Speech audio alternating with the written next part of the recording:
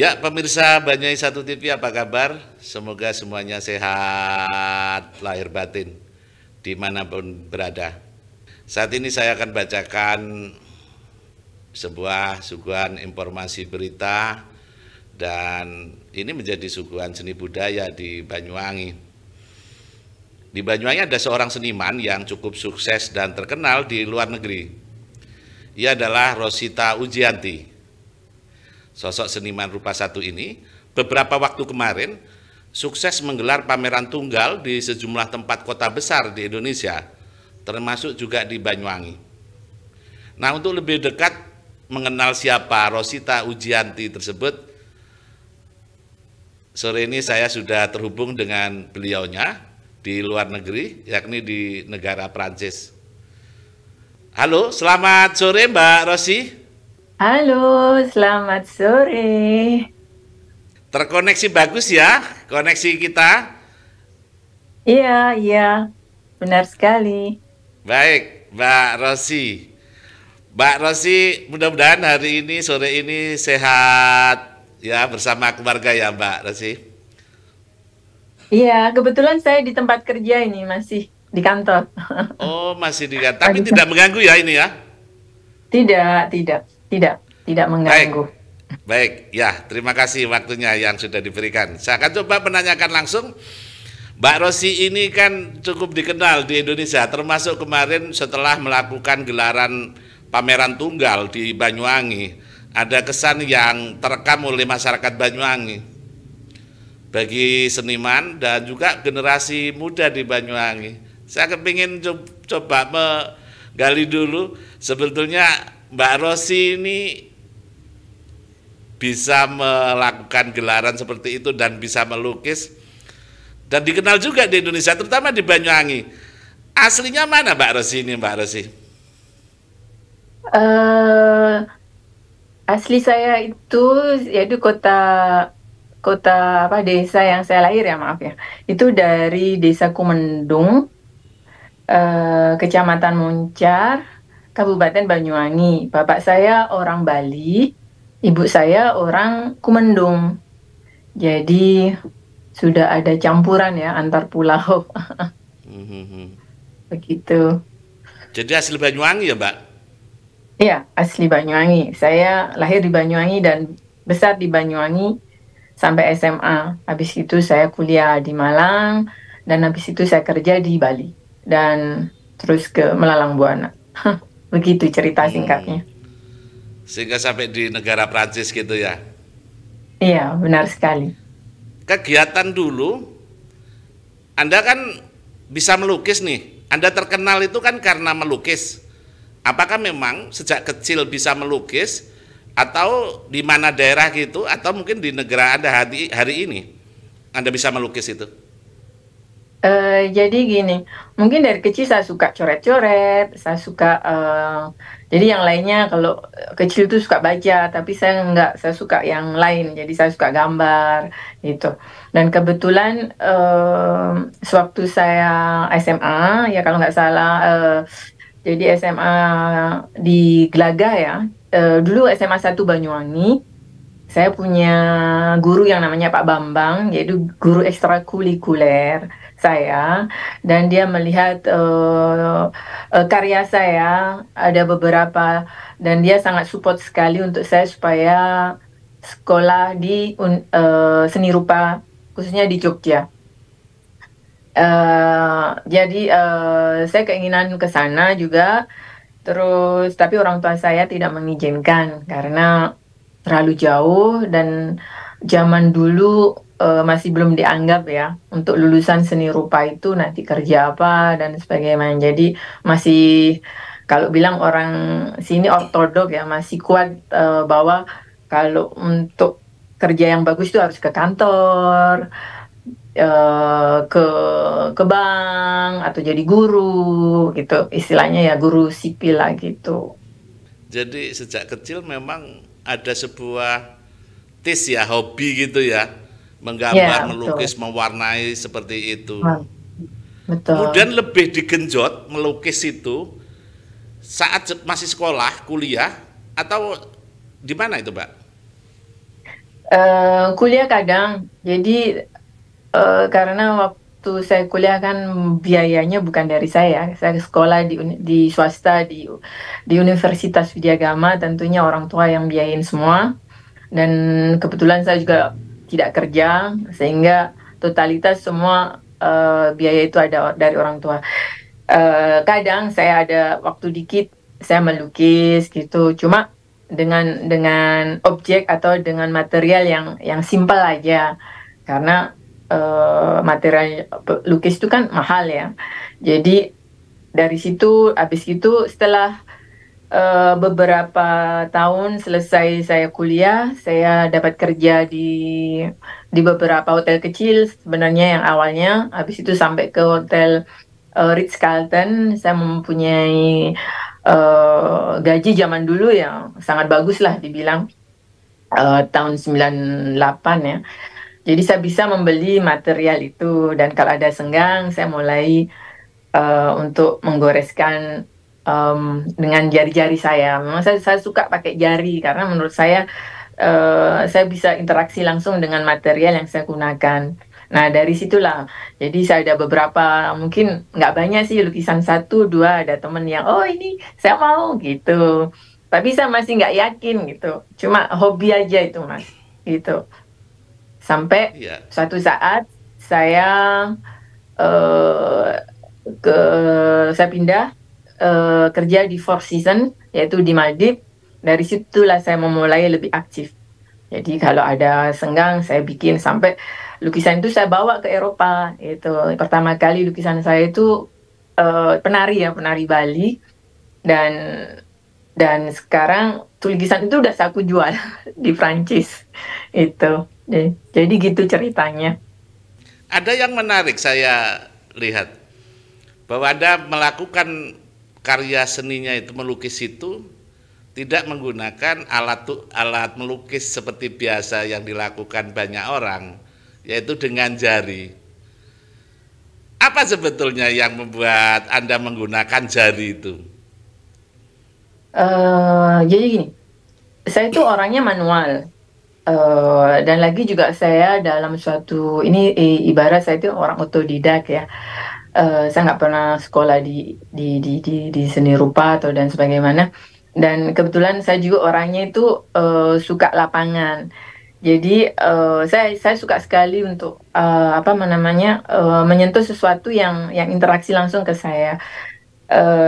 Jadi kenapa saya menggunakan jari itu? Sepertinya saya merasa nyaman di situ dan dan saya bisa mengekspresikan sesuatu dalam emosi saya melalui suatu goresan sehingga saya bisa interaksi langsung dan tidak ada suatu batasan.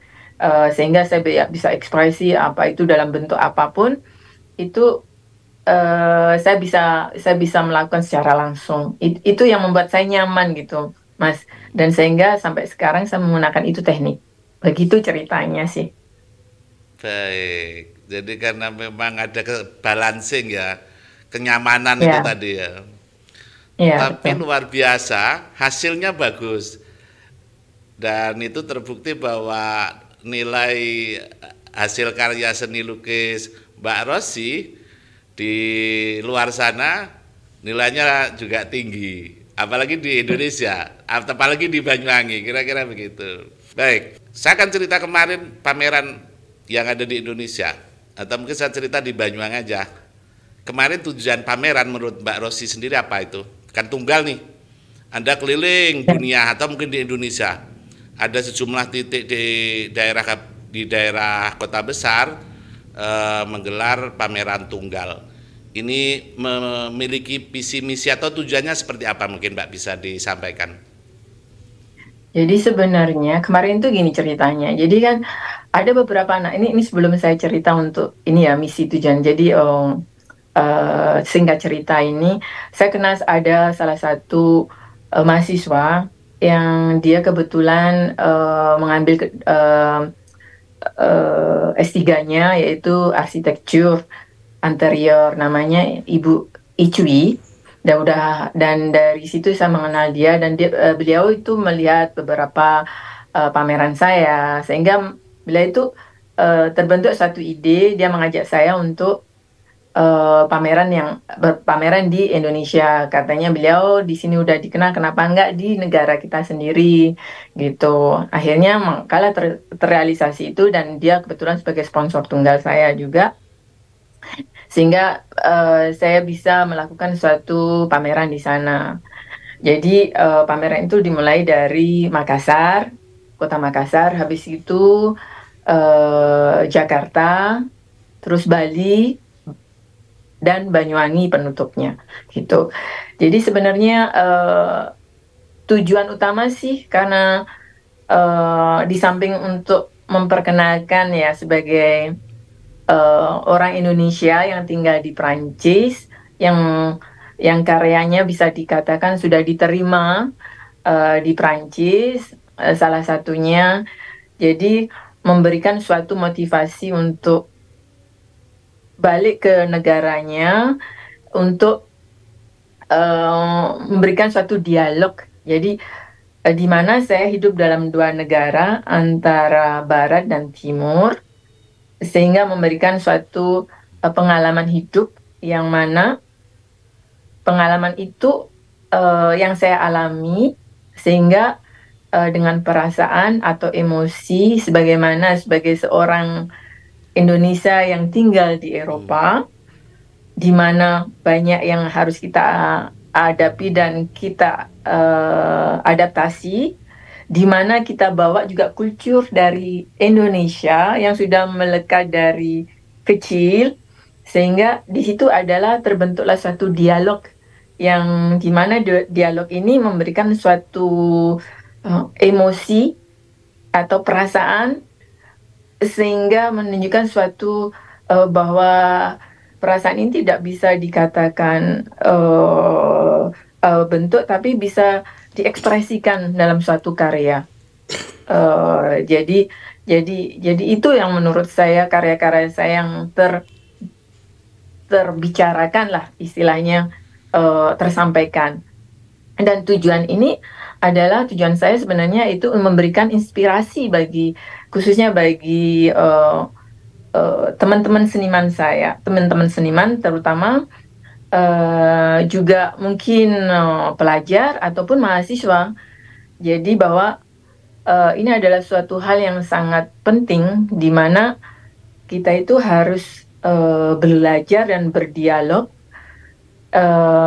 sehingga dengan dialog atau belajar atau mengapresiasikan itu tidak hanya dengan suatu teori atau buku dan sebagainya, tapi dengan seni pun kita bisa begitu. Baik, oke. Ya Mbak, ya sedikit agak terkendala koneksinya. Artinya bahwa secara sekilas, kalau saya terima bahwa Anda kepingin menyampaikan pengalaman Anda, bahwa seniman tidak boleh kemudian hanya berkarya di lokal, tapi diharapkan terus melakukan karya-karyanya itu dimanapun berada, kalau bisa lebih luas kemana saja. Seperti itu ya. Mengajak kepada seluruh seniman, terutama mungkin pada generasi mudanya. Kira-kira. Betul. Jadi tidak ada batasan. Jadi seni itu adalah suatu hal yang sangat relatif ya. Dan setiap individu mempunyai inspirasi atau penangkapan tersendiri. Jadi dengan adanya motivasi ini, maka kita memberikan suatu hal yang sangat positif, dan bagi untuk khususnya untuk anak muda, ayo berkarya gitu. Jadi berkarya terus. Jadi untuk hasilnya nanti kita pikirkan nanti. Tapi kalau kamu mempunyai suatu berkarya atau suatu keinginan tanpa harus ada istilahnya dalam arti batasan atau ketakutan, pasti itu akan ada hasilnya nanti gitu. Jadi itu menurut Oke, saya. luar biasa. Dan itu mesti harus diikuti oleh seniman dimanapun berada. Terutama mungkin karena Anda berasal dari Banyuwangi, ya targetnya mungkin seniman atau mungkin generasi muda seni di Banyuwangi, terutama mungkin seniman rupa. Baik, ini menarik dan patut dicontoh karena keberhasilan dan apa namanya kesuksesan Mbak Rosi sudah ada jaminan mutu, kira-kira gitu kan. Nah, Mbak, kaitannya dengan seni, di Banyuwangi sebetulnya kan ada banyak seniman. Kemarin juga Anda sudah mengenal banyak seniman di Banyuwangi. Nah, ada wadah-wadah yang sudah di apa namanya, wadah-wadah yang sudah dibentuk gitu kan. Kemarin ada namanya Pak Imam Maskun, membikin wadah lagi Langgar A1, Langgar A2. Anda sebagai perwakilan seniman dengan pengkondisian seperti ini memfasilitasi banyak seniman ini, apa yang mungkin Anda bisa sampaikan, Mbak? Saya ucapkan selamat untuk Pak Imam ya atas perjuangannya. Beliau begitu hebat atas pemikirannya, juga tenaga dan pemikiran dan semuanya.